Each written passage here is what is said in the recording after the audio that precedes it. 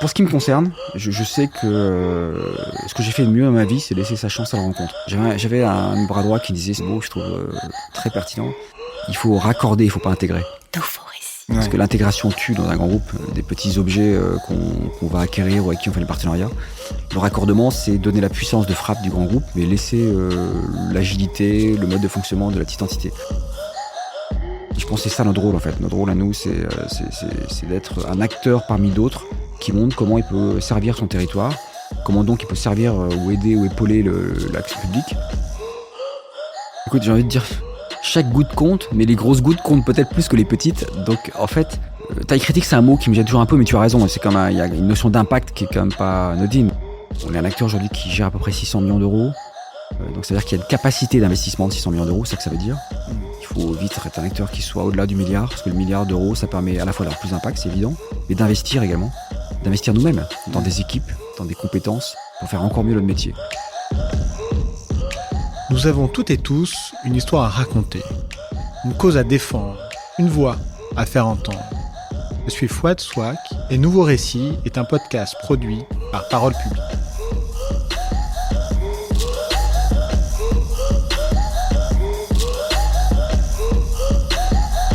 Nouveau récit.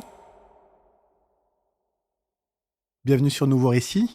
On est aujourd'hui avec Ronan Lemoal, donc le fondateur d'Épopée Gestion. Là, c'est une présentation un peu LinkedIn, un peu CV que je fais. Merci d'avoir accepté l'invitation. Merci à toi. Nouveau Récit, c'est un podcast qui s'intéresse aux transformations du monde et en particulier aux acteurs du changement. Je les appelle un petit peu comme ça.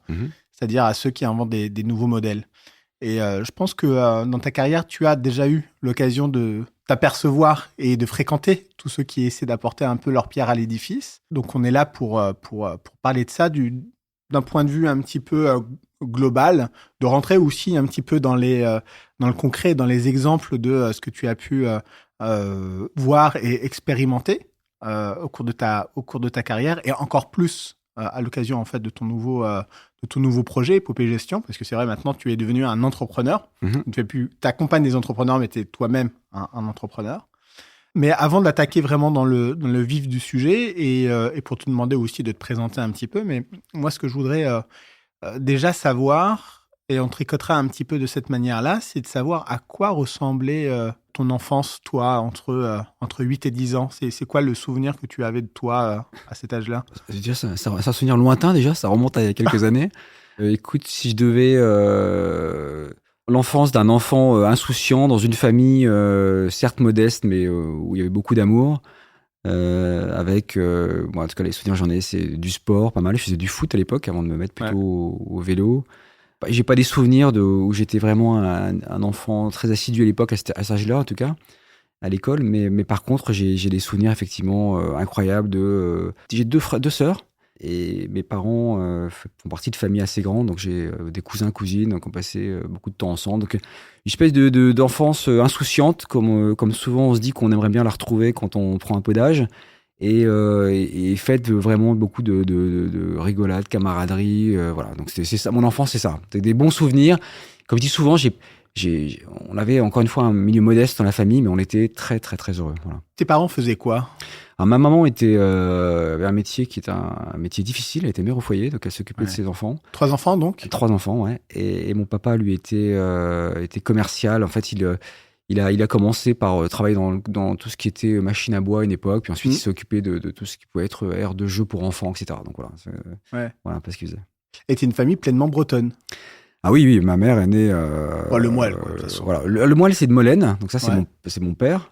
Ma mère, son nom de famille c'est Martinez. Martinez, c'est d'origine pied noir, comme on dit, mais arrivé en France il y a très longtemps déjà. Mais ma mère est née au Relecq-Kerhuon, donc pas très loin de l'endroit où on se trouve aujourd'hui. Et un endroit qui s'appelle Canfroute, qui est le passage. Ouais, l'hôpital Canfroute, c'est ça? Non, Canfroute, c'est un lieu dit au Relecq-Kerhuon qui marque ce qu'on appelle le passage avant que le pont de Plougastel, qui a été remplacé par Pont-Liroise, n'existe. On traversait avec un bac entre le Canfroute, le passage, et Plougastel-Daoulas, le passage. Et donc ma mère est née là, à cet endroit-là. Moi, je vis aujourd'hui d'ailleurs en face, donc c'est ça qui est assez rigolo. Et mon père est né à Brest. Donc effectivement, c'est une famille totalement brestoise. Ouais, moi, c'est une région que j'adore, la Bretagne en général. Les Côtes d'Armor en particulier, parce que Je m'y suis installé pour le boulot. Mhm. Donc en 2015, on m'a appelé et j'ai eu la chance de travailler au conseil départemental des Côtes-d'Armor. J'ai accompagné un élu là-bas. Et j'avais des prédispositions parce que ma sœur vit à l'Opérette, donc à côté de Plougastel-la-Houlas. Puis franchement, c'est vraiment une région magnifique. Tout à fait, c'est très très beau. Une région magnifique. Et alors c'est marrant parce que le podcast n'a pas de, je le dis souvent, il n'y a pas un prisme breton. Et de s'apercevoir quand même de l'énergie, des initiatives et de l'offre incroyable des entrepreneurs, des personnalités qu'on a en Bretagne. Donc souvent, je me dis, attends, je vais pas aller chercher très loin pour essayer d'avoir des invités parce qu'on a vraiment tout sur place. Ouais, c'est clair. Donc ça se partage souvent entre Paris et la Bretagne. En fait, les entrepreneurs bretons, c'est les gens qui vivent heureux et vivent cachés, donc, mais qui pour autant sont des gens, effectivement, qui sont remarquables. Donc il y a des très très belles success stories. Ouais, comme lesquels? Tu vas trouver le groupe Roulier qui est très connu, tu vas trouver le groupe Le Duf, tu vas trouver Samsic de Christian Rouleau, mais tu vas trouver également La Cile de Gilles Falin, tu vas trouver Keguiner, pas très loin d'ici, tu vas trouver Trécobat, la construction de maisons, et puis tu vas trouver une très belle boîte qui s'appelle Sermeta dans le Nord Finistère. Bon, t'en as plein, t'en as beaucoup. Ouais. Alors ça, c'est un sujet dont on va parler, les ETI. Peut-être cette faiblesse française. Hein, ouais, peut-être. Mais tu fais du vélo? Je fais du vélo, ouais, pas mal. Hein. J'ai eu un patron en Acadec.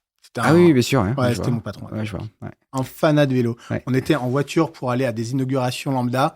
Et lui, il prenait son téléphone et il faisait des négos entre des équipes et des je vois bien, là. Effectivement, je vois bien. Ouais, un passionné, quoi. Ouais, je vois bien. Ouais. Et en Bretagne, on a ça. C'est vraiment, en fait, une passion pour le vélo. Mais ça vient d'où? Je sais pas. En fait, le vélo, d'abord, c'est une région qui est magnifique pour en faire. Je pense que ça commence comme ça. Deuxièmement, si on a sans doute cette culture, y compris des champions dans le vélo, c'est que c'est une région dans laquelle faire du vélo, c'est difficile. Difficile parce que, contrairement à ce qu'on pourrait penser, pas besoin d'aller dans les Alpes pour trouver des endroits un peu pentus, même si c'est pas des cols de 15 km. Il y a les conditions météorologiques qui sont assez difficiles, le vent, etc. Et donc, ça donne une terre, à mon avis, de gens. Et puis, c'est des gens, sans doute, je pense, les Bretons, et de manière générale, plus on va vers l'ouest, plus c'est vrai qu'ils se construisent un peu dans l'adversité, l'éloignement. Ouais. Et donc, je pense que ça crée un tempérament qui est sans doute assez propice à celui de faire du vélo, qui est un sport comme très difficile. Ouais. C'est vrai que moi, je fais un peu de vélo, vraiment pas trop, parce que j'ai vraiment pas du tout le gabarit pour le vélo, mais ça permet de découvrir des paysages et puis de s'aérer. C'est incroyable. Et de faire un reset là, de son cerveau exceptionnel. Mais moi, j'ai identifié quand même que la passion des gens pour le vélo, c'était effectivement l'adversité. En fait, c'est tellement dur le vélo qu'on a envie de partager ça avec le type qui est sur sa selle, qui monte le mur, là, un mur de Bretagne, et qui le fait 3 fois d'ailleurs, tu te souviens, en 2021, là, avec le départ du Tour de France en Bretagne.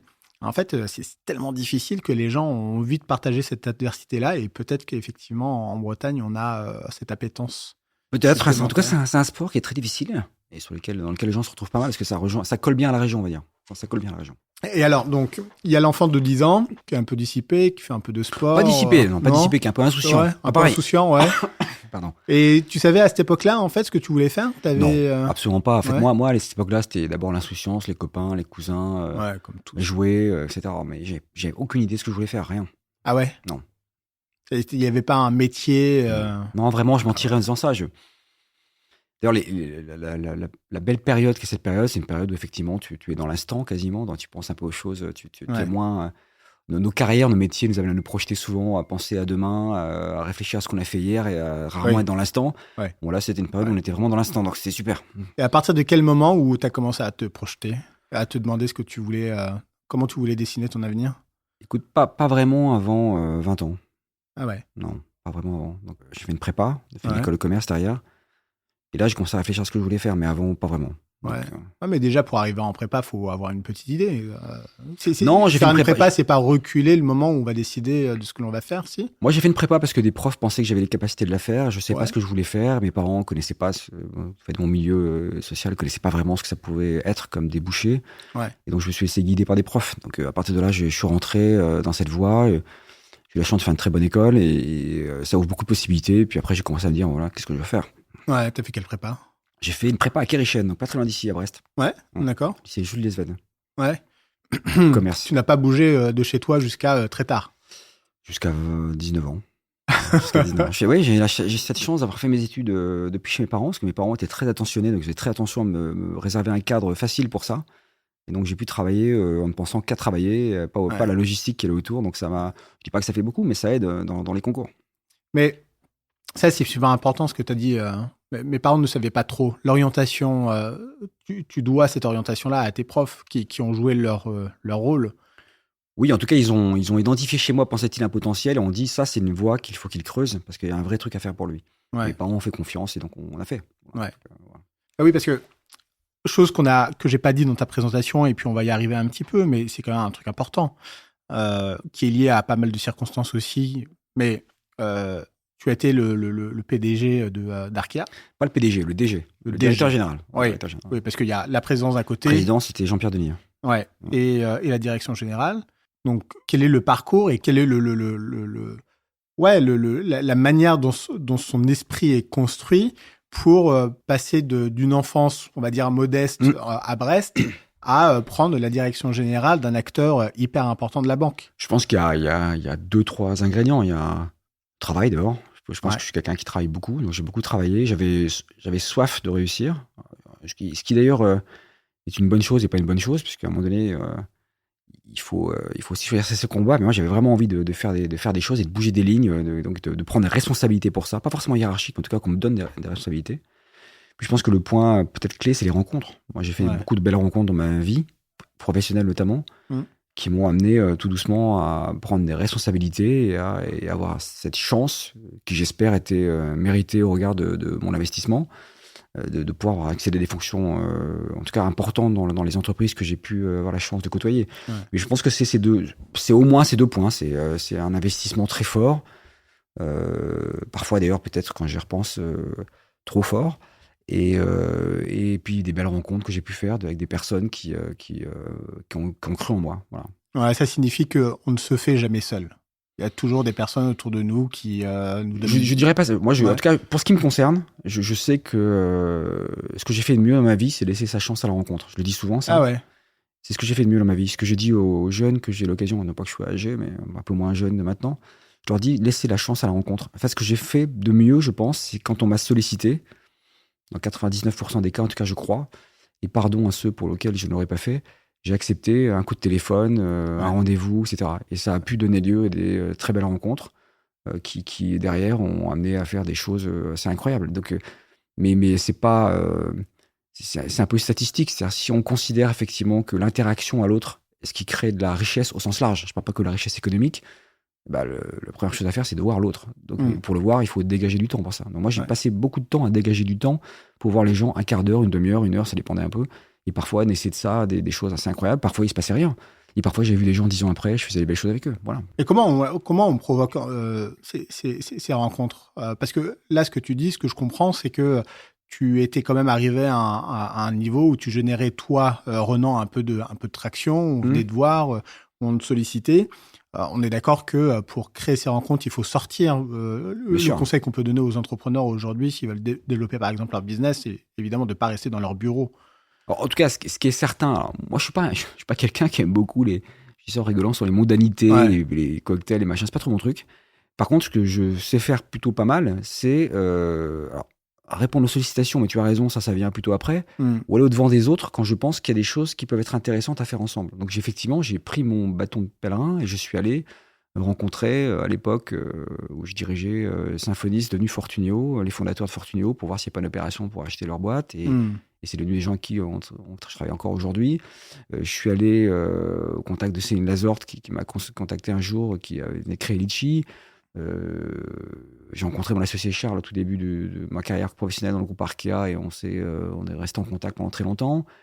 Et donc ça, je pense que je le fais plutôt pas mal. Je le fais plutôt pas mal et je le fais plutôt, je pense... C'est nouer des relations, quoi. Vraiment. Oui, et puis de manière... Quand je dis sincère, loin de moi l'idée de dire que les autres le sont pas, mais désintéressé, c'est pas le mot non plus, mais quand je rencontre quelqu'un, j'ai pas forcément un objectif de demain matin. Je me dis simplement, si je rencontre quelqu'un de bien, d'abord, il va m'aider à grandir, moi-même. Je serai un peu meilleur après qu'avant. Et puis peut-être qu'au fil de la discussion, ou des discussions qu'on aura dans la durée, ou d'un jour, quelque chose que je vais voir, pourra naître un sujet intéressant pourra naître l'occasion de monter un business ensemble, etc. etc. Et ça, je l'ai vu, pas tout le temps, bien sûr, loin s'en faut. Mais quelque part, statistiquement, si on fait ça régulièrement et de manière, encore une fois, sincère, il se passe des choses. Ouais, et sur quelle base humaine tu penses que ces rencontres peuvent éclore? D'abord, il faut qu'on s'entende bien. C'est le premier point. C'est moi, j'ai besoin d'un bon fit avec les gens. Donc j'ai besoin de ça. J'ai besoin d'avoir une espèce d'admiration aussi pour l'autre que je rencontre. C'est-à-dire que tous les gens à qui j'ai fait des choses, c'est les gens qui, d'une manière ou d'une autre, m'inspirent dans des registres différents. Et puis après, voilà, une fois qu'il y a ça, on se dit, si demain un sujet passe sous mon nez, si de son côté, à lui ou à elle, de la même manière, il y a un sujet qui émerge, ils penseront à moi. Donc, parce qu'il faut un fit. Il faut quand même un fit réciproque. C'est le plus important. En tout cas, il faut avoir une sacrée personnalité et puis avoir de sacrées qualités pour que ces fits recommencent et s'entretiennent. Moi, je pense que le fit, la qualité essentielle, c'est la sincérité. Je pense que ça, c'est un truc assez universel. C'est-à-dire que et puis bien sûr, il faut rencontrer les gens bien, mais ça, c'est le présupposé. Mais une fois mais s'il y a de la sincérité, quand on rencontre des gens bien, le fit, il se fait. C'est-à-dire qu'il n'y a rien de pire que les relations artificielles, il n'y a rien de pire que les relations organisées uniquement dans l'objectif de demain matin, de réussir à closer un deal qui va. Ça, je dis pas que ça m'arrive pas, mais c'est pas comme ça que j'entrevois 99% des relations que je noue. Moi, je me dis, je suis heureux de rencontrer des gens. Je suis heureux, encore une fois, d'espérer me coucher un peu moins bête le lendemain que la veille parce que j'ai rencontré quelqu'un de super. Et puis un jour, il m'a nazisé. Et puis ça m'est arrivé. J'ai recruté des gens comme ça 10 ans après les avoir rencontrés. Encore une fois, j'ai créé une boîte avec mon associé 23 ans après l'avoir rencontré. Je suis rentré dans le board de Céline Lazorte 2 ans après l'avoir rencontré parce que c'est une femme que je trouve extraordinaire. Elle m'a présenté Catherine Barba, quelqu'un que j'apprécie beaucoup et qui j'ai fait des choses encore. Et je m'ai investi en sa boîte récemment. Voilà, donc moi je crois à ça. Et Jean-Pierre Denis, je l'ai rencontré, j'avais une admiration incroyable pour cet homme fascinant. Et donc quand il m'a proposé de venir bosser à ses côtés, j'ai trouvé ça génial. C'est ça. En fait, moi je pense que je crois à ça. Je crois que s'il y a une sincérité dans l'entame de la relation et s'il y a deux personnes quelque part qui vraiment sont pas orientés, juste objectifs pour faire des choses, un jour ou l'autre, si quelque chose émerge, ça se passe. Et moi, j'ai vu, ça m'arrive d'être déçu, bien sûr, mais j'ai vu souvent des gens avec qui j'ai fait des choses dans mes fonctions précédentes qui, quelque part, ne me doivent rien aujourd'hui, pas doivent rien, doivent se passer de moi assez allègrement, pour autant toujours me répondre, toujours être là quand je les sollicite, parce qu'ils ont, j'espère en tout cas, j'espère que ce soit ça, ils ont ce souvenir d'une relation que j'essaie de construire avec eux désintéressée. Et que donc le jour où j'ai besoin d'eux potentiellement, j'essaie de pas en abuser d'ailleurs, ils comprennent que c'est pas ils disent si Ronan me demande ça, c'est que c'est important et vu la relation qu'on a construite ensemble, je vais le faire quoi. Donc, et tu as parlé des déceptions. Est-ce que tu as repéré des points communs aux personnes ou aux projets qui ont pu te décevoir, ou est-ce qu'il y a des sortes de red flags que tu as identifié où tu dis ah non là je vais pas y aller Non, après on peut identifier des trucs, mais le red flag c'est si on est avec des gens qui attachent plus d'importance à la carte de visite qu'à la personne, vers le jour où il n'y a plus la carte de visite, la personne est moins intéressante. J'enfonce une porte ouverte, mais globalement, c'est à peu près ça qui se passe. C'est vrai et dur. Hein. Moi, j'avais cru, je pense que ça a dû t'arriver quand tu as quitté Arkea. Moi, je me souviens, un type, vraiment un gars formidable, Omar Massala. C'était l'ancien directeur général adjoint de l'UNESCO en charge des relations extérieures. Et du jour au lendemain où il a quitté ses fonctions, son téléphone a arrêté de sonner. Mais on en a plein aussi des responsables politiques qui, quand ils sont en mandat, bien sûr, ont beaucoup d'amis et une fois qu'ils ne le sont plus, sombrent en dépression. Il faut en être conscient pour ne pas en souffrir de trop. Et puis, il faut espérer que ça ne représente que 10% ou un peu moins de ce qui se passe à la sortie. Donc voilà, mais après, faut le savoir, c'est comme ça. Toi, tu t'es relancé quand même relativement rapidement après. Oui, moi j'avais les idées à peu près claires ce que je voulais faire. Je n'avais pas de... Comment dire Moi, ce qui me motivait chez Arkea, c'était la rencontre initiale qui a fait avec Jean-Pierre Denis, c'est lancer des projets nouveaux, j'ai envie de dire, donner des grandes inflexions, et le faire avec des équipes, et avoir le plaisir de le faire avec elles, etc. C'est ça qui me motivait. Donc, j'étais pas... Mais quand il vient... D'ailleurs, on parle des qualités des gens auprès desquels tu identifies quelque chose. Mais par exemple, quand on vient te chercher pour prendre la direction générale Arkea, quelles sont les principales qualités ou qu'est-ce qu'on a vu chez toi en disant « Ah tiens, tu pourrais faire un bon candidat » Tu vois. Ouais, il faut les demander à Jean-Pierre Parce Denis, que mais je pense c'est que comme réciproque, tout ça, Jean-Pierre tu l'a vois, dit, c'est- je peux répéter ce que Jean-Pierre Tu Denis peux a dit. paraphraser son... Je suis mal placé pour en parler, mais Jean-Pierre Denis, lui, ce qu'il évoquait à l'époque, c'est de dire voilà, il voulait quelqu'un de jeune qui ait du temps. Ouais. J'avais 36 ans. Donc effectivement, j'avais du temps au sens pour dérouler une feuille stratégique moyen-long terme. Et ça, c'est un ingrédient important quand on veut raisonner moyen-long terme dans les choix qu'on fait pour demain. J'avais sans doute cette culture un peu intrapreneuriale, pour pas dire entrepreneuriale, c'est-à-dire cette idée de bouger un peu les lignes, etc. Et puis j'avais, je crois aussi... parce que tu avais mené les projets, notamment avec Fortunéo. J'ai fait Fortunéo, j'ai fait les choses sur Avenir, Ouais. j'avais pu mener pas mal de choses. Et puis je crois que j'avais à la fois l'énergie qui est propre à ceux qui ont moins de 40 ans, Ouais. débordante, et en même temps... Allez, disons moins de 50. Moins de 50 si on veut. Non, Mais je crois à ça, je crois, Jean-Pierre me l'avait dit, je crois que c'est vrai, je crois qu'il y a des temps pour tout. Et chacun, on trouve tous nos qualités, à appliquer nos qualités selon nos âges. Mais quand on a 50 ans, ce qui est mon âge aujourd'hui, on n'applique pas les mêmes recettes que quand on en a moins de 40. Ouais. On joue sur d'autres leviers qui peuvent être tout aussi efficaces, mais il faut en être conscient, c'est d'autres leviers. Et donc ça, et troisième point peut-être, c'est que je pense que j'ai un mode de management, je pense, qui convenait à Jean-Pierre, qui est plutôt... je prends du plaisir, jamais sur la photo, c'est vrai, mais jamais sur la photo avec les autres. Je n'ai pas de problème à partager la photo avec les autres. J'aime ça. J'ai besoin... Et mettre en valeur les autres. Je suis comme tous, j'ai besoin d'un minimum de reconnaissance et je fonctionne aussi un peu comme ça. Et j'aime réussir moi aussi. Je n'ai pas fait un choix d'un sport difficile comme le vélo. Si je n'aime pas, moi, réussir, il n'y a qu'un vainqueur d'une course. Hein. Mais par contre, le succès en équipe, c'est un truc qui me fait plaisir. Et donc, je crois que ces qualités-là, c'est des choses qui, en tout cas, pour quelques-unes d'entre elles, plaisaient à Jean-Pierre. Alors, tu vois, c'est drôle ce que tu dis et j'ai envie de rebondir sur plein de choses. Il y en a au moins 3 là que je retiens. Tu les prendras dans l'ordre que tu veux. L'âge d'un dirigeant d'entreprise et effectivement les perspectives qui s'offrent à elle et au groupe. Tu as cité tout à l'heure le groupe Roulier. C'est vrai que les fondateurs Roulier ont quand même souvent fait le choix de la jeunesse pour diriger le groupe. Là, on prend... Bon, il me semble qu'il part. Mais Jérémy Le Chat... il a moins de 40 ans. Hein. Moins de 40 ans, il a pris un groupe qui pesait milliards. C'est quand même... c'est un beau groupe quand même. Hein. Donc, ce qui fait justement la différence entre une entreprise qui réussit ou qui ne réussit pas, ou qui fait des choix et qui fait confiance auprès de ses cadres et auprès de cadres jeunes. Donc ça, c'est le premier point à aborder. Le second point, le vélo. C'est vrai que le vélo, c'est à la fois un sport individuel et un sport d'équipe. Mais un cycliste seul ne gagnera pas. Il gagnera avec... et je pense qu'en termes de management, probablement qu'il y a beaucoup d'enseignements à tirer là-dessus. Et le troisième point, et qui est finalement le corollaire du deuxième, c'est ce qui fait les qualités d'un bon manager. Oui, bien sûr. Donc, surtout, moi, je dis souvent, aux âmes bien nées n'attend pas le nombre des années, c'est assez connu. Je pense effectivement qu'on peut compenser un certain manque d'expérience professionnelle de la vie par un peu de vision, peut-être qu'on peut avoir, et qui n'est pas... La vision n'est pas un sujet lié uniquement à l'expérience. La vision, c'est un mélange entre du rationnel, de l'intuition, etc. Et ça, on peut l'avoir très jeune.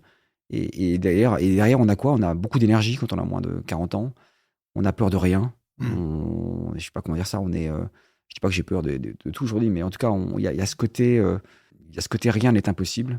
Et je pense que ça peut effectivement compenser assez largement un certain nombre de manques, entre guillemets, qu'on pourrait avoir sur des qualités plus liées à l'âge ou à l'expérience, au moment où justement il y a des ruptures à organiser, des choses qui vont jouer beaucoup sur une espèce de capacité à tenir des rythmes difficiles, à insuffler des choses sur un rythme un peu effréné. Je pense que ça peut être des choses qui viennent largement compenser ça. Donc ça, c'est pour la partie âge. La partie vélo, tu as raison. Effectivement, une course de vélo, on le voit tous aujourd'hui. Il y a un vainqueur, je disais tout à l'heure, mais il y a effectivement des gens qui travaillent pour qu'il y ait un vainqueur. Donc ça, c'est important. C'est un sport individuel qui se pratique en équipe, effectivement. Et ça, je l'ai vu à plusieurs reprises. Et par ailleurs, c'est aussi un sport dans lequel on a toujours le loisir de découvrir qu'il y a meilleur que soi. Donc ça aide à remettre les idées en place. Et puis finalement, sur le troisième point, les qualités du management que tu évoquais, moi, je ne crois pas au management participatif, entreprise à plat et tout ça, j'y crois pas. En revanche, je crois plus à la direction qu'on donne, je crois plus au rôle de sparring partner qu'on joue que côté autocrate. Moi, je crois à ça. Loin de moi l'idée de dire qu'il faut donner quelques idées, une vision et s'en aller. Et je pense qu'il faut donner un cap, je pense qu'il faut être disponible pour les équipes et capable de jouer la balle de ping-pong quelque part pour renvoyer la balle et faire finalement grandir. Et comme je dis souvent, si on fait ça bien, admettons qu'on soit capable de faire à 100% la tâche de quelqu'un et que la personne la fera à 80%, bah, si on avait à faire ça avec 10 personnes, ils feront ça à 800%, quand vous, dans le meilleur des cas, vous le ferez à 110 ou 115. Ouais. Donc, c'est bête ce que je dis, mais c'est la vérité. Et je pense qu'à partir du moment où on a compris ça, et à partir du moment où on a compris qu'on peut embarquer les gens dans une aventure, en leur donnant une belle vision des choses, de ce qu'on veut faire, et cette vision, elle n'est jamais financière, elle est vraiment un espèce de but à atteindre. Je pense qu'on peut trouver des gens qui soulèvent des montagnes à vos côtés. Donc le management, pour moi, c'est... on pourrait discuter longtemps du management technique qui existe aussi, mais le management au sens noble du terme, c'est donner un cap et être là pour jouer le sparring partner et définir la taille du terrain de foot. Voilà. Et à partir de là, marquer les buts. Il y a une particularité quand tu reprends une entreprise de cette envergure qui devait faire quoi à l'époque? Peut-être 7-8 000 collaborateurs? Quand j'ai pris les fonctions, on était 8500. Ouais. 8500? Mais tu les choisis pas. Non. Donc ça veut dire que tu fais un petit peu avec. Oui, bien sûr, tu fais avec, mais bon, il se trouve... statistiquement, il y a plus de gens bien que des gens pas bien. Donc, oui, c'est vrai, tu crois? Oui, moi, dans 8500, bien sûr, dans toute boîte, tu vas trouver des gens qui sont plus ou moins investis. Mais pour la maison que je connais le mieux, parce que j'en ai pas connu beaucoup d'autres, c'est quand même des gens qui sont... Tu as fait toute ta carrière quand même. J'ai fait 23 ans ma carrière dans ce groupe, 25 ans. Hein. Des gens incroyables, des gens très engagés. En plus, ce truc qui est drôle, c'est que Épopée Gestion est vraiment juste à côté. Hein. T'as pas voulu trop t'éloigner. C'est pas que j'ai pas voulu. Non, c'est pas assez, c'est un hasard. On est à 5-6 km, je pense, à peine. Donc, vol d'oiseau. Donc, non, c'est des gens très investis. Effectivement, tu choisis pas les gens avec qui tu travailles, mais ça n'empêche pas que tu puisses entraîner. Si tu donnes un cap, si tu donnes envie, si tu donnes du champ aussi aux gens, tu les entraînes avec toi. Donc, je pense qu'il doit pas y avoir quand même beaucoup de personnes qui ne connaissent pas Arkea, Crédit Mutuel Arkea. Tu vas peut-être pouvoir juste présenter de manière succincte la mission et me dire si tu t'es senti tout de suite aligné justement avec l'objectif du nouveau président et est-ce que tu t'es dit que effectivement tu étais la bonne personne pour l'accompagner dans son projet stratégique et de déploiement. Oui, alors à l'époque en tout cas, on parle de 2008, l'enjeu essentiel c'était de faire d'un groupe bancaire régional un acteur qui puisse jouer tout en restant très ancré sur son territoire, sur le terrain national. Et ceci dans quelques métiers. Le métier de la banque en ligne avec Fortunio, le métier de la banque du corporate, l'entreprise, avec Arkea, banque entreprise institutionnelle, les métiers du B2B, comme ça, la marque blanche, vendre ses savoir-faire à d'autres. Donc, c'était être un groupe ancré chez soi, certes, mais ouvert sur l'extérieur et capable de trouver des relais de croissance en allant travailler dans d'autres zones territoriales ou avec d'autres types d'acteurs. C'était ça l'enjeu. Est-ce que je me trouvais en phase avec le plan? La réponse est oui. J'avais eu la chance de contribuer à l'élaboration du plan stratégique 2008-2015. Donc, je connaissais, on était une petite vingtaine de collaborateurs à travailler là-dessus, donc je connaissais ce qui était dedans, j'ai même contribué, donc j'adhérais à 150%. Après, le fait d'accepter cette mission, parce qu'il y a deux choses. Je dis souvent, j'essaye maintenant, je dis pas que je suis parfait, hein. Quand on vous demande de faire quelque chose, ça peut paraître magnifique sur le papier, et on peut imaginer les premiers instants comme des instants de bonheur, mais la réalité commence après les photos faites par les journalistes, après les communiqués presse de l'Union, c'est là qu'on rentre dans la vraie vie. Et là, c'est pas pareil. Hein. Là, c'est un engagement de tous les instants. Donc moi, j'ai demandé à l'époque à Jean-Pierre une petite semaine pour réfléchir, ce qui m'était jamais arrivé avant. J'avais toujours pris tous les challenges qu'on me donnait tout de suite, parce que je considère toujours d'ailleurs, que c'était un engagement qui dépassait ma petite personne. C'est-à-dire, je considérais à la fois ce qui s'est avéré vrai, et je ne veux faire pleurer personne, que j'allais devoir y mettre un engagement tel que ça allait pouvoir avoir un impact familial, un impact sur plein de choses, y compris ma famille, effectivement. Donc je voulais réfléchir à ça. Et je considérais par ailleurs qu'il y avait un enjeu qui était celui de 8500 personnes. Donc j'allais pour une partie quand même contribuer avec d'autres à leur avenir. Et ça, j'ai beau avoir 36 ans, je pense que j'étais quand même assez grand, entre guillemets, pour pouvoir peser que c'était pas totalement anodin. Donc, tu t'es pas senti un peu dépassé ou non. Tu t'es pas non, parce que en fait, je t'ai dit tout à l'heure, moins de 40 ans, t'as peur de rien. Bien sûr, j'ai pesé cet enjeu-là. C'est vertigineux quand même. Avant. Puis en plus, je l'ai pas pris comme vertigineux. Je l'ai pesé avant, j'ai réfléchi avant, et une fois que c'était parti, après, ça n'a jamais été un sujet qui m'a donné le tournis. Et en plus, le truc qui est dingue, c'est qu'on parle quand même de 2008. Il y a eu une déflagration économique énorme qui a rebattu les cartes, qui a fragilisé aussi l'écosystème bancaire, qui a mis à mal un certain nombre de choses. Donc toi, tu arrives aussi en fait avec une situation macro qui est très particulière. Oui, qui est particulière, puis en même temps, les crises donnent toujours lieu à des opportunités. Donc il y a à la fois ça, qui était notamment toute la pas de la faillite, mais en tout cas l'effondrement d'un système un peu très financiarisé des métiers de la finance, justement. Et puis à la fois, c'est les opportunités, parce que pour un acteur qui veut, au contraire, remettre de la proximité dans la relation avec ses clients, développer des nouveaux métiers comme la banque en ligne, être capable d'être dans le métier du corporate plus proche, notamment dans l'investissement en capital et des boîtes, faire du métier de la marque blanche, donc un métier industriel, un métier de développement, c'était des choses qui cochaient beaucoup de cases par rapport à ce contexte. Et est-ce que Arkea était très financiarisé d'ailleurs à l'époque ou pas? Non, Arkea a eu sa dose, comme les autres, on va dire. Forcément. Mais je pense que c'est un groupe qui a vite eu sa corde de rappel. C'est-à-dire la corde de rappel, c'est ce modèle qu'on peut aimer, pas aimer, que je trouve avoir beaucoup de qualité, modèle coopératif et mutualiste, qui permet, via les administrateurs, d'avoir ce bon sens. Ouais, t'es rattrapé par le réel. En fait. Le réel qui dit, c'est pas notre métier, c'est pas effectivement. Je pense que c'est pas l'ADN d'un groupe comme Arkea de piler, comme on dit, sur l'arbitrage de matières premières, ce genre de choses. Et ça, le groupe l'a compris très très vite. Donc il y a eu quelques scories, on va dire. Mais très vite, la trajectoire économique, ça a été recadré. Là, et c'est reparti sur les rails normales, on va dire. Et toi, justement, ta philosophie ou ton ADN très ancré terrain, très ancré territorial, tu la dois à tes 23 ans passés dans la boîte, ou alors c'était déjà quelque chose qui a été fort chez toi et tu as trouvé un écho dans cet environnement que tu as réussi à déployer ensuite? Non, je suis attaché à cette région parce que je l'aime, voilà, et que j'y ai l'essentiel des gens qui comptent pour moi.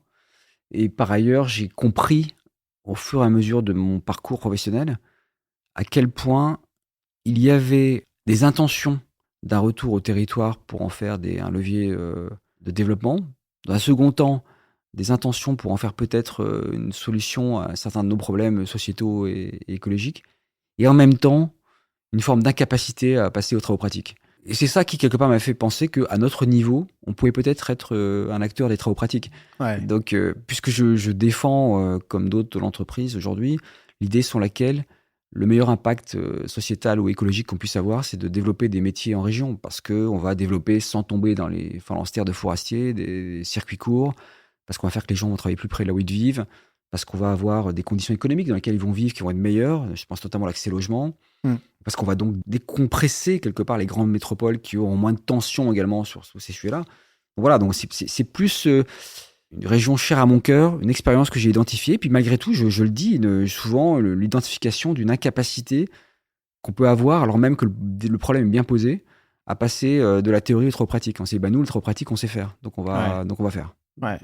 Et justement, le modèle coopératif mutualiste, c'est une réponse à ça. Bien sûr, à la base, c'est ça. Le modèle coopératif, c'est un modèle, effectivement, qui est ancré par définition sur ces territoires. Une caisse locale avec des administrateurs qui sont des gens de la ville ou du village dans lequel la caisse est installée. Mais sauf que le truc qui est quand même drôle, c'est que même sur les modèles coopératifs et mutualistes, il y a un mouvement de concentration.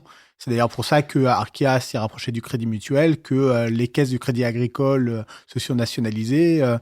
Et aujourd'hui, en fait, on essaie un peu de déconstruire ça. En fait, non. Je nuancerai un peu. Je dirais, le régulateur bancaire a besoin de voir une seule tête.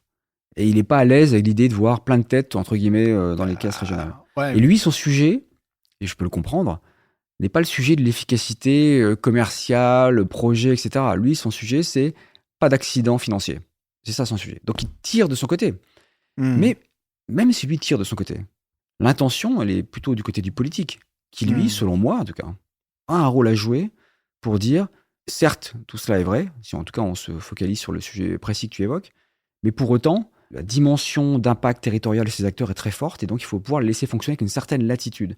Donc je pense qu'il y a, sans rentrer trop dans le détail, je pense qu'aujourd'hui, sur ce sujet précis, il y a sans doute une gouvernance qui est uniquement drivée par le pilotage d'une manière d'appréhender le risque, et qui ne tient pas compte d'autres vertus, peut-être plus difficiles d'ailleurs à appréhender, que ces modèles peuvent avoir. Mais tu peux détailler, parce qu'on est vraiment dans le nœud du problème en vérité. C'est qu'aujourd'hui, on est dans un pays qui demeure, et même si on a des tendances à vouloir faire autrement, on n'arrive pas à passer à l'acte.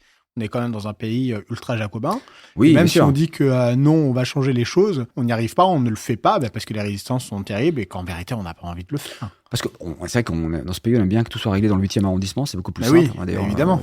Certains y vont d'ailleurs aujourd'hui. Et en fait, c'est vrai.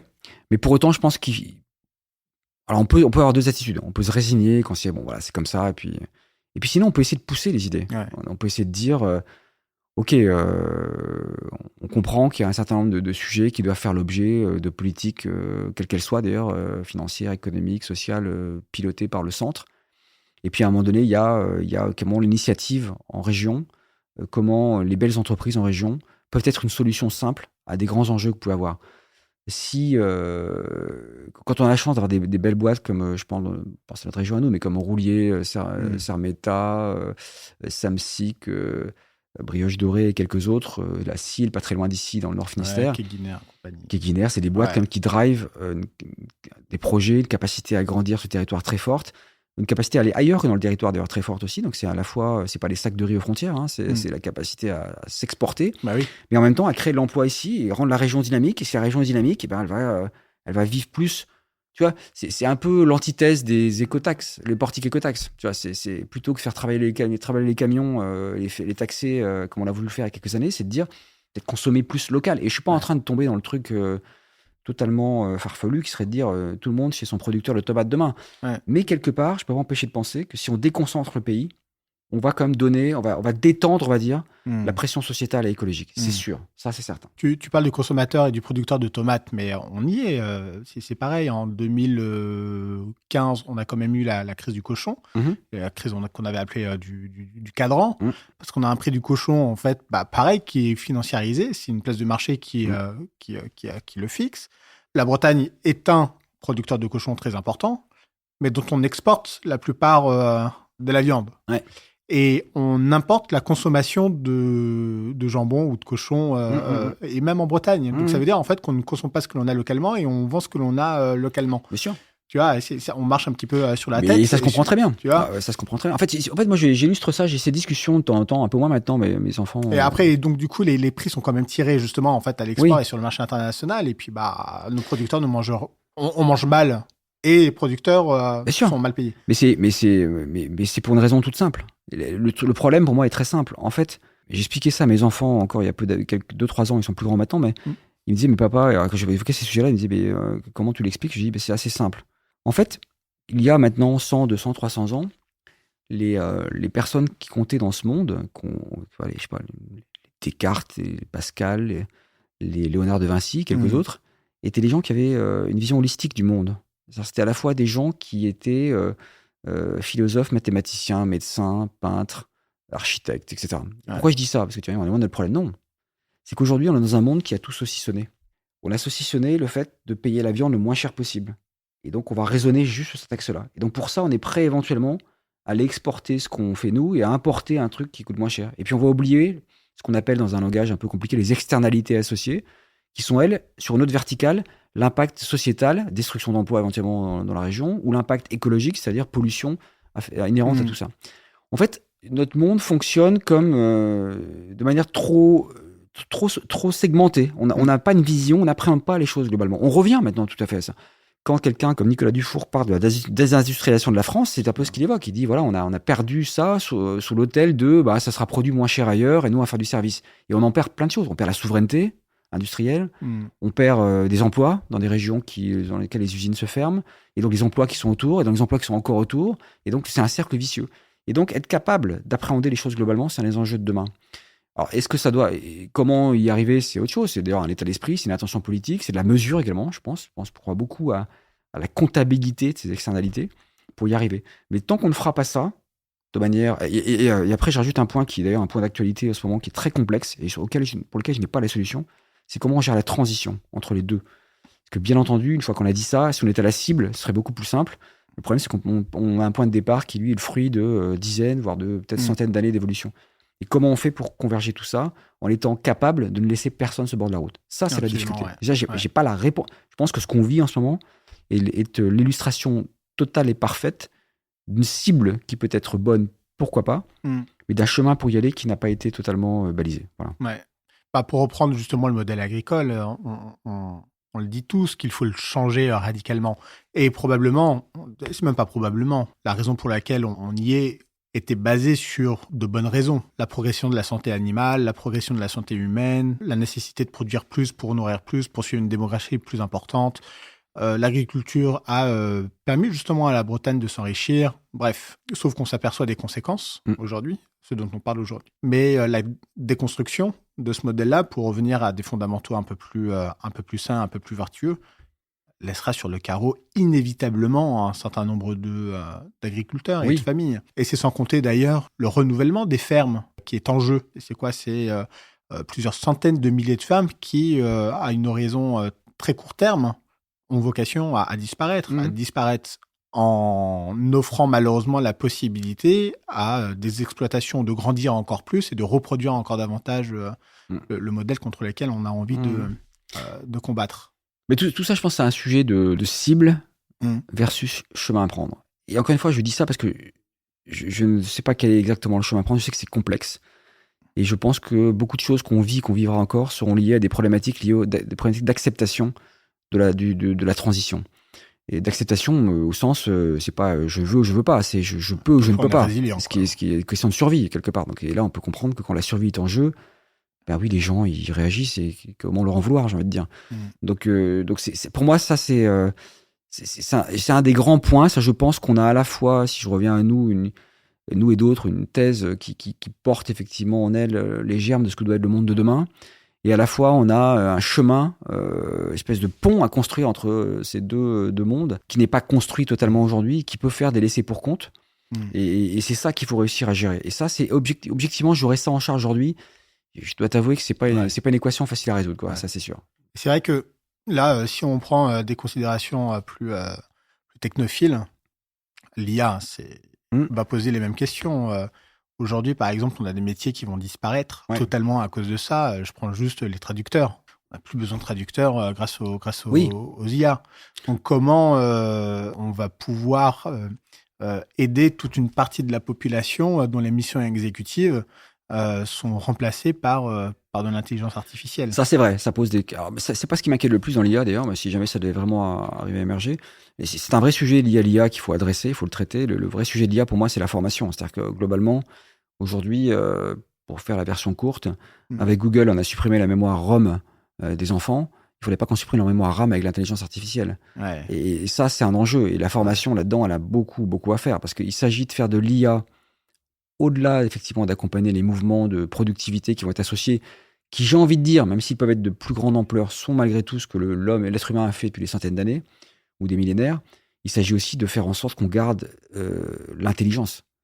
L'intelligence et que sur des cerveaux solides. Et que l'intelligence ne soit pas rendue à une forme de paresse dont on s'emparerait en s'appuyant sur une machine. Et donc, comme je disais tout à l'heure, moi, je fais partie d'une génération, toi, tu es un peu moins, quoique, où on avait à la maison l'encyclopédie, on avait le Larousse, il fallait aller chercher dedans. Mes enfants, ils ont Google et Google marche très bien. Si demain on leur dit, pour faire une disserte de philosophie, te fais pas trop mal au crâne, la machine va faire pour toi, mais quid de leur intelligence demain dans le monde dans la vie, indépendamment de l'entreprise, dans la vie tout simplement. Quelle société on prépare avec ça? Pour moi, c'est le gros enjeu. Je suis pas contre, bien loin s'en faut, mais je pense qu'il faut l'accompagner très très fortement. C'est vrai que nous, par exemple, quand tous les élèves apprennent, je sais pas, le théorème de Pythagore, et puis il y a un certain nombre de choses qu'on va appliquer de manière bête et méchante parce qu'on connaît le mécanisme, on connaît la formule et on a notre résultat. Mais c'est pas pour autant qu'on peut faire la démonstration mathématique que Pythagore a fait pour atteindre son résultat. Est-ce que l'IA demain, on l'utilisera de la même manière? C'est-à-dire que finalement, on va chanter un certain nombre de mécanismes intellectuels pour arriver au résultat attendu. C'est le risque. Pour moi, c'est le risque. Le risque, il est là. Et au-delà de l'action en tant que telle, c'est l'appauvrissement qu'on peut imaginer intellectuel sur plusieurs générations. Voilà. Et les conséquences induites. Je ne parle pas que de conséquences économiques, productives, mais ça donne quelle société? Mais alors, c'est ça qui est drôle, hein, parce que moi, je pense qu'effectivement, l'IA va procéder à quelque chose qui, aujourd'hui, est déjà en cours d'un point de vue financier, c'est celui de l'augmentation des inégalités. C'est-à-dire que d'un côté, on va avoir des personnes qui pourront développer des sortes de super intelligence, et puis d'autres personnes qui n'ont pas les moyens ou les possibilités cognitives de s'en emparer et qui sont totalement mis de côté. D'où le sujet de la formation. Comment faire en sorte de limiter les laissés pour compte dans ce sujet-là. Est-ce que tu t'es interrogé justement sur les évolutions technologiques, toi, lorsque tu étais en charge aussi de ces questions-là avec Fortunia, la manière dont la banque s'est aussi transformée d'un point de vue Oui, bien technologique sûr. sur les services que... La techno, c'est un support, un modèle qui évolue. Donc la techno n'est jamais l'alpha et l'oméga. La techno est une résultante. Non, on s'est posé la question de savoir comment des modèles très verticaux, parce que les modèles bancaires sont très intégrés, allaient survivre à l'arrivée de nouveaux acteurs qui venaient picorer des bouts de la chaîne de valeur. Donc d'où cette idée d'ouvrir le groupe à des partenariats avec des acteurs tiers, d'où cette idée de lancer nos propres acteurs à nous, et d'où cette idée de devenir un producteur de services. Donc, c'est comme ça qu'on a raisonné. On s'est dit, voilà, comment le modèle va évoluer, comment cette guerre qui se met en route va évoluer, et comment on peut être un acteur qui joue là-dedans. Donc, c'est ça que on s'est posé ces questions-là. Et plus en soutenant l'écosystème qu'en les intégrant. Alors, oui, j'avais un bras droit qui disait ce mot, je trouve très pertinent. Il faut raccorder, il ne faut pas intégrer. Parce que l'intégration tue dans un grand groupe des petits objets qu'on va acquérir ou avec qui on fait des partenariats. Le raccordement, c'est donner la puissance de frappe du grand groupe, mais laisser l'agilité, le mode de fonctionnement de la petite entité. Donc, c'est ce qu'on a essayé de faire, nous, le plus possible. Ça a marché dans 80% des cas, ça a moins marché parfois, mais oui, c'est ce qu'on a fait. Ouais. Et à ton avis, est-ce que l'innovation d'aujourd'hui, elle est principalement technologique ou humaine?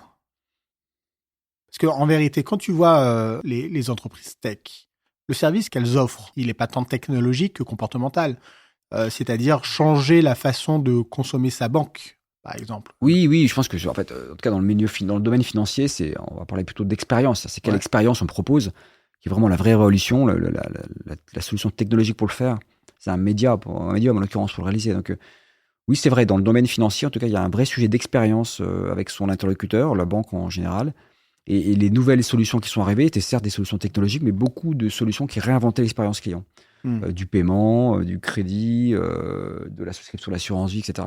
Donc, effectivement, c'est ça l'enjeu, je pense. Et j'ai l'impression qu'il y a un élément technologique qui n'a pas vraiment été intégré par les banques, ou alors je me trompe totalement, mais tu vas me le dire, c'est celui de la blockchain. Je n'ai pas l'impression que... je ne parle pas des crypto-monnaies, je parle vraiment spécifiquement de la blockchain, qui est une révolution que l'on associe définitivement à la crypto-monnaie. Et aujourd'hui, en fait, on ne la voit pas utilisée par le système bancaire. En fait, Arkéa était un des premiers acteurs à développer en blockchain tout ce qui permettait de faire ce qu'on appelle le KYC, donc connaissance client, en permettant, pour faire la version courte, parce que la blockchain, globalement, c'est un système décentralisé versus système centralisé, donc d'aller chercher dans l'ensemble de ce que nous possédions dans toutes nos entités, le fait que pour un individu donné qui venait à droite ou à gauche, on puisse récupérer tout son patrimoine de connaissances au sens KYC pour l'entrer en relation. Donc on a fait ça sur la technologie blockchain, c'est il y a 5-6 ans déjà. Okay. Après, les grands enjeux de la blockchain dans le monde financier, c'est tout ce qui tourne autour du métier du titre. Le métier du titre qui est un métier très centralisé dans lequel on peut imaginer effectivement que la blockchain permette de résoudre beaucoup de problématiques. Je pense que le mouvement qu'on voit, d'ailleurs le mouvement de plus grande centralisation voulue par les banques centrales, n'est pas un mouvement qui aide à l'installation de la blockchain dans les secteurs financiers, parce que c'est tout l'inverse de ce que la blockchain permet. Donc voilà, après, je ne sais pas dire comment ça viendra irriguer ou pas le modèle, mais il y a des applications concrètes, dont celles que j'évoquais côté Arkéa, qui peuvent être mises en œuvre. Après, de là, imaginer un modèle global bancaire basé sur la blockchain, je pense qu'il y aura quelques réticences, non pas techniques, mais un peu philosophiques à passer avant d'y arriver. Et en dehors du système financier, t'en vois des applications où toi, oui, tu as bien sûr. Je pense des... que, tu vois, n'importe quoi, tout ce qui est système, par exemple, de covoiturage, c'est un système très à même de fonctionner sur la partie décentralisée. Ça, c'est très adapté. Qui est très à même, mais qui n'est pas encore mise en place. Non, mais ça pourrait... Parce que tu vois bien le sens de ma question et on rejoint la thèse d'Épopée Gestion, on va en parler. Il y a deux choses à Épopée Gestion, et d'ailleurs, moi, quelque chose à laquelle je crois énormément, effectivement, c'est celui à la fois de la décentralisation et celui de la déconcentration. Pas vraiment la même chose. Et donc, il faut à la fois décentraliser les prises de décision et permettre, ou en tout cas faciliter, la validation d'un certain nombre de sujets ou de prises de décision aussi. C'est-à-dire, en fait, le mécanisme. Et ce mécanisme-là provient, ou pourrait provenir de la blockchain, considérant en fait que c'est un mécanisme fiable, donc décentralisé, déconcentré, transparent, qui nous permettrait tout simplement en fait, de prendre des décisions sans avoir un acteur qui va réguler et qui va Tu vois? Oui, on peut imaginer ça. Après, c'est vrai que, encore une fois, on est dans les métiers financiers dans lesquels nous sommes malgré tout et sur lesquels on s'appuie, sont des métiers qui restent encore pour quelque temps des métiers assez conservateurs de ce point de vue-là. Donc, je pense qu'il se passera des choses. Je pense que tu vois, tout ce qui est métier du titre, encore une fois, est un métier qui peut être très impacté par ça. Peut-être certains aspects de traitement de l'information. Mais pour le reste, je pense que ça mettra du temps encore à émerger. Ouais. D'accord. Et justement, la thèse d'épopée gestion, là, sur les territoires, on y revient un petit peu. Donc, tu as créé un fonds avec Charles Kabylie. Oui. Vous avez collecté, en fait, un certain montant. Oui. Disposé d'un certain nombre de véhicules. Avec quel objectif? Nous, on dit toujours, on est, avant d'être un fonds, une société de gestion et une entreprise. Et dont l'objectif, la mission, on passera entreprise à mission dans quelques semaines, super. d'accompagner les acteurs du territoire pour faire en sorte que ces territoires grandissent et deviennent des écosystèmes vertueux. Vertueux d'un point de vue économique, d'un point de vue écologique, d'un point de vue sociétal. C'est ça notre objectif. À partir de là, on essaye de résoudre des problèmes sur le territoire qu'on adresse, qui est le Grand Ouest, avec ce qu'on sait faire. On sait faire bien deux choses: investir de l'argent et accompagner les boîtes. Donc accompagner au sens être à leur côté pour les aider à prendre les meilleures décisions. Et parfois les connecter, parfois les aider à recruter, parfois les aider à mettre une stratégie digitale en place.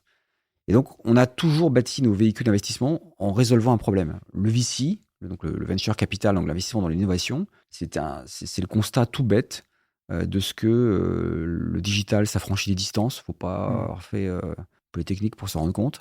Mais quand même, que les mètres carrés coûtent moins cher en région, que le turnover est plus faible, que les gens sont certes moins payés, mais ont des niveaux de vie plus intéressants. Mais qu'en même temps, il n'y a pas grand-chose, et que les valorisations sont moins challengées, donc c'est moins cher en entrant dans une boîte en digital, mais qu'en même temps, c'est les gens qui ont du mal à être identifiés, pas bien connectés au réseau, et donc pas bien financés. Donc on a un problème à résoudre, on peut le résoudre. Ça, c'est comme ça qu'on a lancé le VC. Le CapDev, c'est créer des champions en région. Le capital investissement, donc investir dans les PME, c'est créer des champions des nouvelles ETI en région. Comment faire grandir des boîtes pour les faire redevenir des très belles ETI? Là, il faut du capital et de l'accompagnement. C'est comme ça qu'on a créé ce sujet-là. L'immobilier, je vois des gens qui se sont dit, moi, je voudrais pouvoir libérer du capital lié à mes actifs d'exploitation pour pouvoir investir dans mon business. On a créé un fonds qu'on appelle le Sell and Leaseback. Je rachète des actifs d'entrepreneurs et je leur loue après derrière. On a créé un fonds qui fait 280 millions d'euros aujourd'hui.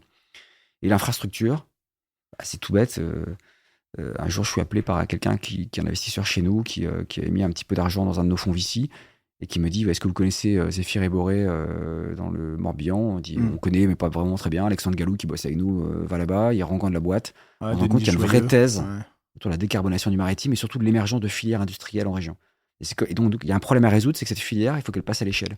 Passer à l'échelle, il faut du capital. On va créer ça. Donc en fait, pour nous, les fonds et l'argent ne sont qu'un moyen de répondre à un objectif global. Ouais. On essaye de faire attention à ne pas confondre les deux. Sinon, d'abord, on parle de montants qui vont vite donner le tournis.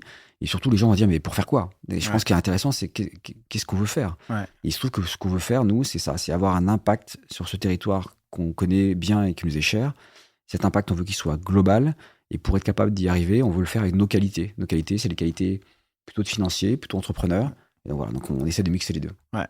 Alors, c'est marrant parce qu'avant, on parlait de province.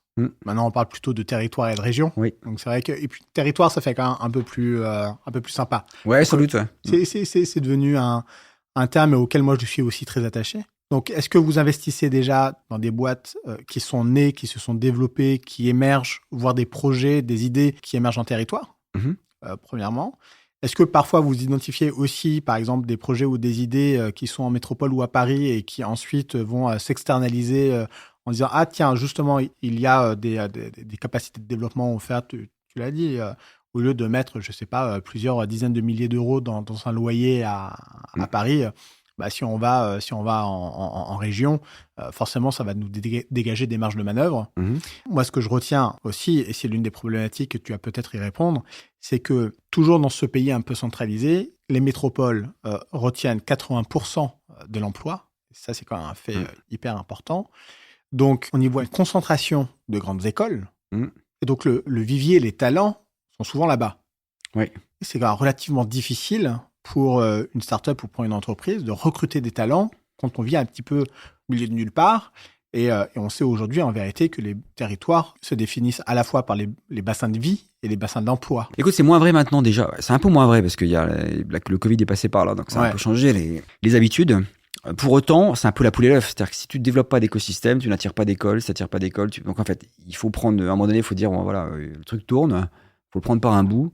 Bah, si, tu vois, par exemple, quand Arkea est installé à Brest et que c'est la seule banque de plein exercice à avoir son siège en région, eh bien, ça attire malgré tout des boîtes. Et on a pu faire des très beaux deals avec des très belles boîtes qui ont d'ailleurs, pour certaines d'entre elles, mis un certain nombre de postes côté Brest, ou en tout cas en province, pour cette raison-là. Quand tu vois Doctolib qui a mis une partie de son siège à Nantes, bah voilà, c'est un mouvement qui s'organise. Donc je pense qu'il faut...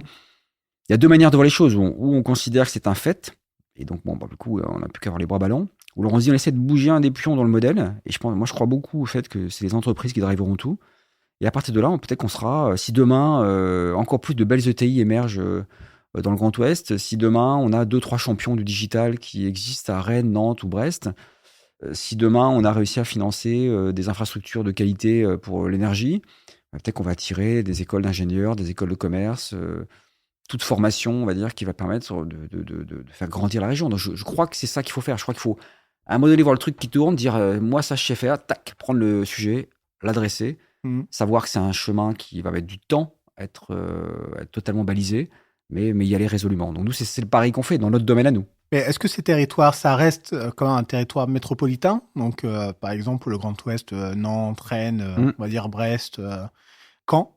Oui. Ou est-ce que tu as investi quand même dans des villes intermédiaires ou des villes moyennes? On fait les deux. Alors, bien sûr, il n'y a pas d'investissement dans ces grandes villes que tu viens de citer, mais on investit dans des villes intermédiaires. On peut aller à Lorient, on peut aller à Saint-Brieuc, on peut aller même dans le centre. Qu'est-ce que tu as fait à Saint-Brieuc? Saint-Brieuc, on a fait de l'immobilier, pas mal. Saint-Brieuc, on a investi dans l'immobilier, pas mal. Ouais. Et Brest ou à côté de Brest, on a Écoterie, qui est une très belle boîte. Ouais, on les a interviewés, tu sais. Ici, je sais, Erwan Lemené, j'imagine. Et non, on a. D'accord. Ouais. Et non, on a il y a des choses à faire en dehors de ces villes-là. Et d'ailleurs, c'est vrai que ça reste des points d'attraction parce que malgré tout, si on parle de Brest, de 200 000 habitants, tu vois. Donc effectivement, ça reste des choses de taille modeste, on va dire, à l'échelle des très très grandes villes. Et donc c'est forcément là qu'on se concentre. Mais il y a des choses à faire ailleurs. Donc d'ailleurs, c'est ce qu'il faut qu'on essaie de faire, de plus en plus. Et le rôle est-ce que tu as des interactions justement avec les politiques? Parce que on voit bien, je crois que je t'ai déjà entendu parler de la distribution des rôles entre les investisseurs et les responsables politiques. Parce que les responsables politiques sont aussi là pour participer au développement économique des territoires. Ils le font notamment dans le cadre de l'aménagement des territoires. Donc on prend une zone d'activité, donc ils vont mettre du pognon dedans. On a vu aussi que il y a eu des modifications, notamment avec la loi NOTRe, où c'est principalement les intercos et les régions, les départements ne le font plus, de subventions aux entreprises. Quelle est la relation? Est-ce que tu as des relations? Est-ce qu'il y a des mouvements que tu mets en place? Oui, on en a. Après, je te dis, c'est pas trop non plus. Non, pas de trop. On n'en abuse pas. Nous, on essaie de faire voir ce qu'on est capable de faire et en quoi on peut être un acteur intéressant à côté de l'initiative politique publique, on va dire, pour répondre à des grands enjeux. Et je pense que c'est ça notre rôle, en fait. Notre rôle à nous, c'est d'être un acteur parmi d'autres qui montre comment il peut servir son territoire, comment donc il peut servir ou aider ou épauler l'action publique. Moi, la mission des POPGCE, ce que tu fais, je trouve ça génial. Parce qu'en plus, ça sert à un vrai projet de société. Et parce que ça contribue directement à animer la vie d'un territoire. Je sais que tu as une fondation, un fonds de dotation. Fonds de dotation, oui. Épopée Villae, je crois. Exactement. Ça. Et nous, on est rentrés en contact, notamment parce que je t'avais présenté un projet, Didier Nicolas, d'ailleurs, qui est passé sur le podcast avec les Jardins de l'Éveil. Didier Nicolas, que je salue, entrepreneur aussi à succès, Celtic Emploi, il le revend juste avant la Covid, le type très inspiré parce qu'il avait une boîte dans l'intérim, dans les ressources humaines, et il décide de remettre quasi tout son pognon sur le territoire pour développer un projet qui s'appelle les Jardins de l'Éveil, pour sensibiliser aux vivants et pour réconcilier les consommateurs aux producteurs. C'est presque caritatif ce qu'il fait.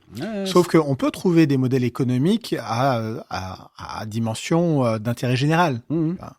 Et moi, je le dis, c'est quand même été la croix et la bannière pour sensibiliser les responsables politiques sur le territoire et de dire à quoi cet outil va servir, alors qu'il y a un modèle économique fort qui est pas scalable.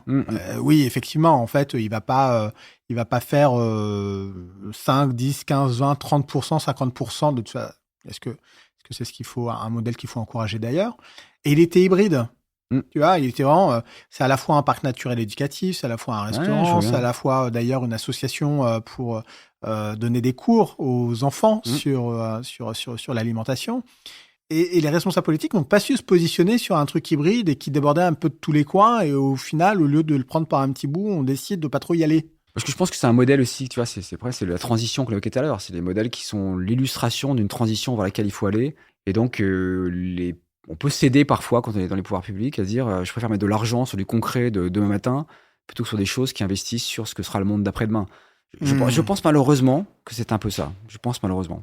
Et encore une fois, c'est un des grands enjeux qu'on a dans les années qui viennent. C'est comment faire en sorte, dans ce domaine-là comme dans d'autres, qu'effectivement le chemin de la transition puisse être pris, qu'on y alloue des moyens. Et des moyens qui peuvent être des moyens dans lesquels on pourra toucher directement du doigt la performance, quelle qu'elle soit d'ailleurs, et d'autres dans lesquels ce seront des moyens qu'on va mettre juste pour soutenir la transition. Et ça, je pense que c'est un sujet sur lequel... Et vraiment, je le dis parce que moi, j'y réfléchis à mes heures perdues. Je n'ai pas la solution simple. Et pourquoi les acteurs publics qui doivent être à l'avant-garde de ces transitions-là Parce qu'ils font d'autres choix. Parce ils ont aussi d'autres actions à soutenir dont on leur dit de manière plus, à mon avis, de manière plus claire, pragmatiquement parlant, ça va créer 30 emplois là, on va créer un machin. Et donc il dit bah ouais. Et alors que l'autre projet qui lui est sur un sujet un peu différent, qui adresse à la fois des enjeux économiques, des enjeux de vivacité du territoire, des enjeux d'écologie, bah lui c'est moins prégnant et qui est plutôt le modèle de demain peut-être de ce qu'on a envie de faire. Il illustre peut-être moins pour le politique. Quelque chose qui va être plus concret pour lui, plus facile à mettre dans son bilan. Je pense que c'est ça. Et en tout cas, je vois bien qu'aujourd'hui, à mon avis, en tout cas, l'échec, ou en tout cas la difficulté à trouver des actions publiques ou politiques qui viennent encourager les transitions, c'est parce qu'il s'agit avant tout de financer ces transitions et pas quelque chose de concret sur lesquels, par ailleurs, ils sont attendus et sur lesquels ils rendent des comptes. Et donc, tant qu'on ne trouve pas un truc qui permette l'articulation entre les deux, il faut à un moment donné juste des grands coups de gueule pour que ça commence à écouter, qu'on commence à dire faut peut-être se mettre autour de la table. Et il faut peut-être de la subvention publique, il faut peut-être des moyens dédiés pour ça, etc. etc. Je crois que malheureusement, je crois que c'est ça. Et c'est pour ça que nous, le modèle qu'on a choisi, c'est un modèle qui est un modèle assez classique pour adresser une thèse assez originale. Voilà. Mais un modèle de financeur-accompagnateur qui, malgré tout, choisit d'aller dans le financement et l'accompagnement de projets. Parce que c'est quand même l'illustration, finalement, que d'une certaine manière, la carence État et collectivité est corrigée par l'intervention du privé. Oui, alors c'est vrai, mais nous on reste comme sur les mesures. Oui, mais on reste comme sur les. On reste avec des projets quand même qu'on cherche.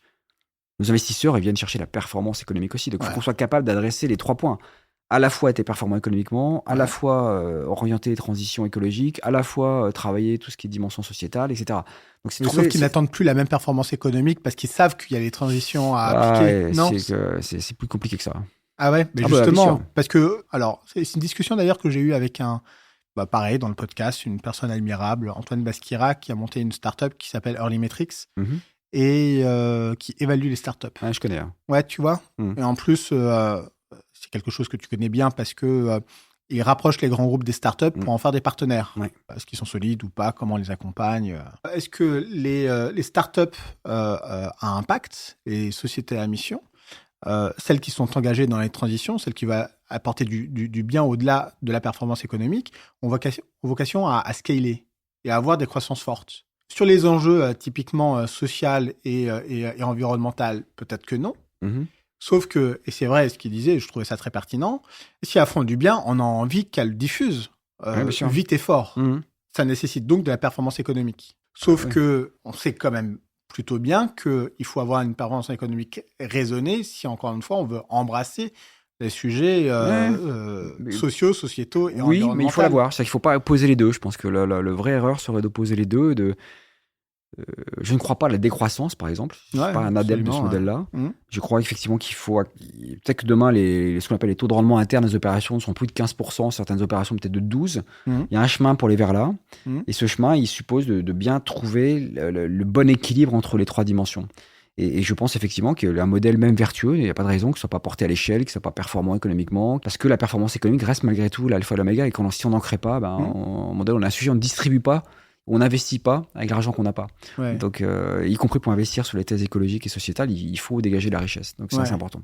Ce qui est d'autant plus important parce que, et je crois que c'est le métrique que vous utilisez à Hypopégestion, et je pense que c'est celui qui est probablement l'un des plus importants, c'est la réussite de l'entreprise est synonyme de création d'emplois. Exactement. Et pour créer de l'emploi, il faut créer de la richesse. Bien sûr. On ne paye pas les collaborateurs, ne serait-ce que ça, si on ne crée pas de richesse. Donc ça commence comme ça. Et on ne peut pas donc investir derrière. Donc c'est fondamental. Pour moi, la richesse économique, c'est fondamental. Après, il faut rester droit dans ses bottes et se dire on a d'autres objectifs que cela. Et ces objectifs, on les tient, on les mesure. On accepte parfois qu'ils pèsent un peu sur la performance économique, mais on ne se détourne pas de la performance économique. Ouais. Oui, et puis en plus, il faut un peu de pragmatisme et de réalité économique. Je sais que ton ton est contraint, mais j'aimerais quand même qu'on aborde peut-être un dernier sujet qu'on a évoqué tout à l'heure, c'est celle de ETI. C'est quoi ta thèse sur le rôle des ETI? On en a de belles en Bretagne. Et sur leur rôle surtout dans la croissance du pays. Parce qu'on sait, notamment si on compare les modèles en France et en Allemagne, que la croissance allemande est beaucoup tirée par cette strate d'entreprise, donc entre la PME et les grands groupes, et que l'un des facteurs clés de succès, c'est justement de réussir à transformer un certain nombre de PME en ETI. Et ça, c'est aussi une mission que vous êtes assigné. Est-ce que tu peux me la détailler? Et est-ce que tu peux rentrer un peu dans le concret sur qu'est-ce qui fera justement qu'on réussira à développer ces ETI? En fait, le constat assez simple, c'est celui que tu évoques entre la France et l'Allemagne, j'y reviens pas, et donc la différence de performance. Deuxième point, c'est de dire, si on se réfère à notre thèse d'investissement, qui est de dire, créons des écosystèmes vertueux avec des entreprises qui marchent, on créera finalement de la richesse écologique, économique et sociétale. On est bien d'accord tous pour dire que s'il y a des très belles ETI sur ce territoire, alors on aura répondu sans doute à ce objectif, parce qu'elles vont embaucher beaucoup de monde, elles vont être performantes économiquement, elles vont favoriser l'activité autour d'elles, etc. Donc aussi, c'est assez évident. Ensuite, quel est l'écueil qu'on a aujourd'hui? L'écueil qu'on a aujourd'hui, c'est que quand tu as des belles PME en région, qui sont par définition, en tout cas les prémices d'une belle ETI, en caricaturant, elles peuvent souffrir de quelques petits sujets. Le premier d'entre eux, c'est parfois l'entrepreneur qui est un peu isolé, qui d'ailleurs, parfois en Bretagne, pour vivre heureux, vit caché, avec les bons côtés et les mauvais côtés. Le bon côté, c'est tout ce que ça peut véhiculer comme valeur personnelle intéressante. Le mauvais côté, c'est qu'il n'est pas vu, pas visible, donc on ne le voit pas, donc on ne sait pas, il n'est pas aidé, entre guillemets, au sens large. Le deuxième sujet, c'est qu'il y a encore 2-3 ans, si tu étais une start-up qui levait moins de 100 millions d'euros, tu n'étais pas une start-up intéressante. Mais quelle est la PME qui lève des montants supérieurs à 5, 10, 15 millions d'euros aujourd'hui? Il n'y a pas beaucoup. Hein. Donc en fait, c'est un problème de quantité d'argent que tu injectes. Donc en fait, si tu arrives à accepter le raisonnement simple, qui est de dire, notre thèse marchera d'autant mieux qu'il y aura des très très belles boîtes, donc des ETI installées en région pour toutes les raisons qu'on évoquait tout à l'heure.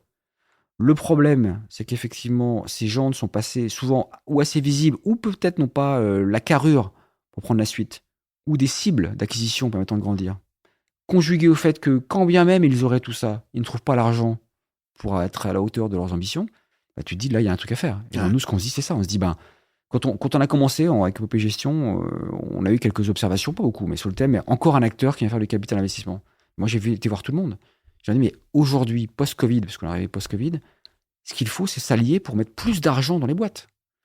Parce qu'un des nerfs de la guerre pour faire une ETI, si on a un entrepreneur de qualité, si on a tout ce qui va bien par ailleurs, c'est d'avoir du capital.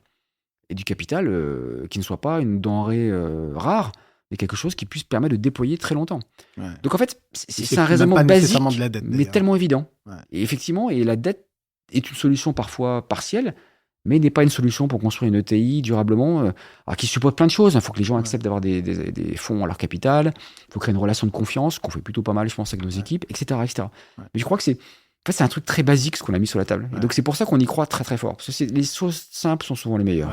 Mais c'est pas difficile pour un dirigeant de PME qui veut construire une entreprise ou qui a récupéré souvent même de ses parents ou de ses grands-parents une entreprise qui est une entreprise familiale, d'ouvrir son capital justement à des fonds.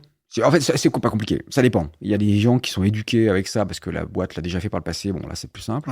Et d'autres qui se posent des questions légitimes d'ailleurs sur je suis plus chez moi, ma gouvernance, ils ne demandent que du TRI, je comprends pas ce qu'ils veulent, etc.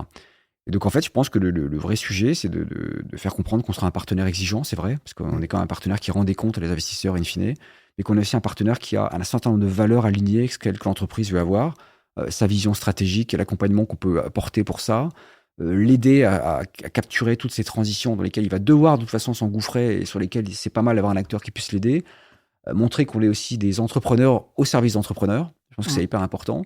Donc c'est une somme de choses. Je dis pas que ça marche à tous les coups, parce qu'il se trouve qu'on perd parfois des opérations sur lesquelles on était positionnés, mais qui marchent plutôt bien. En tout cas, j'observe qu'avec les gens avec qui on travaille, ce qu'ils aiment chez nous, c'est certes le fait qu'on apporte du capital, mais tous les fonds apportent du capital.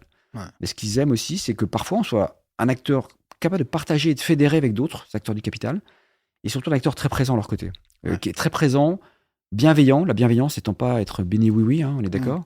Bienveillant mais exigeant, et essayant d'apporter un maximum de ce qu'il peut pour les aider à grandir. Je trouve que ça marche. Oui, parce que l'idée, c'est aussi d'accompagner l'entrepreneur, Bien sûr. le dirigeant d'entreprise.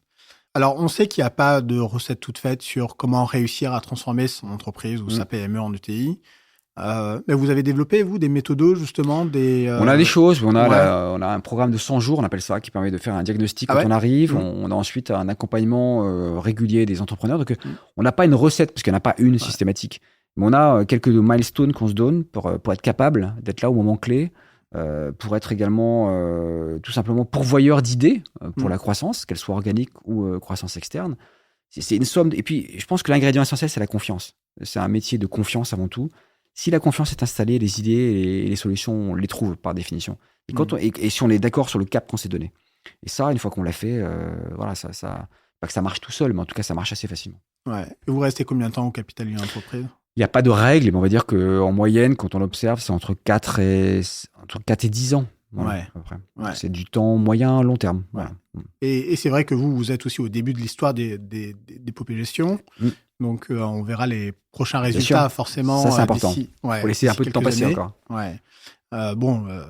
Modèle économique d'Épopée Gestion, c'est aussi se rémunérer autrement, hein, parce que le temps de récolter un petit peu les fruits, à la fois de satisfaction de voir les entreprises se développer, mais aussi un peu de récupérer les mises, ça prendra un petit peu de temps.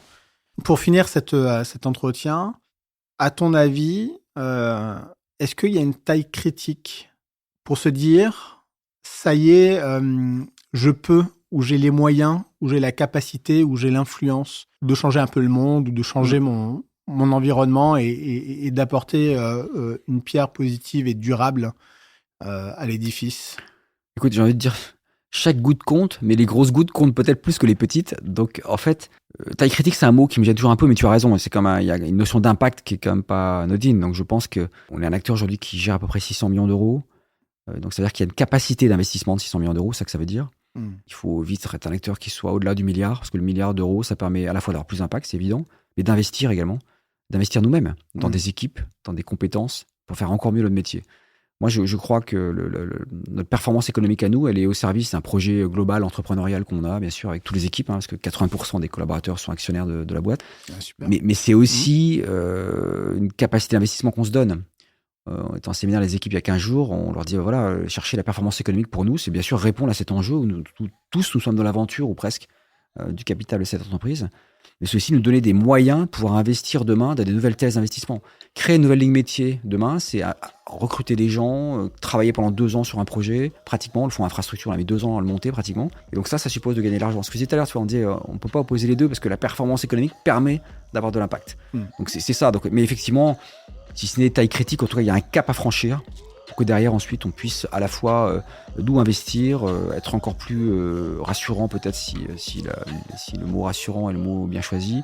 Et puis, j'ai envie de dire, je pense que tous dans cette maison, ce dont on rêve, c'est effectivement dans une dizaine d'années, de pouvoir se retourner et dire on y était et on a effectivement permis à telle belle boîte de devenir une belle ETI en France.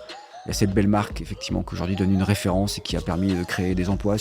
Cette ville dont on disait tant de mal qui n'arrivait pas à émerger, bah voilà, parce que cette boîte est là, parce que cet investissement a été fait, elle a émergé. Aujourd'hui traverse l'Atlantique des paquebots à voile et on décarbone et c'est un peu grâce à nous. Bah, c'est ça qui nous fait lever tous les matins, mais pour ça, les moyens pour nous sont d'avoir encore plus d'impact pour faire ça. Donc, être plus grand, c'est avoir plus d'impact. Merci Ronan. Merci à toi. Bravo et merci d'avoir écouté cet épisode jusqu'à la fin.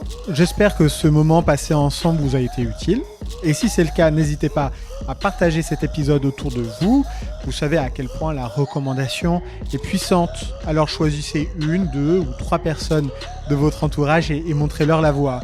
Ce qui marche bien aussi, c'est de nous suivre. Donc sur votre plateforme d'écoute préférée, c'est de laisser un commentaire et c'est de mettre 5 étoiles si l'épisode vous a plu.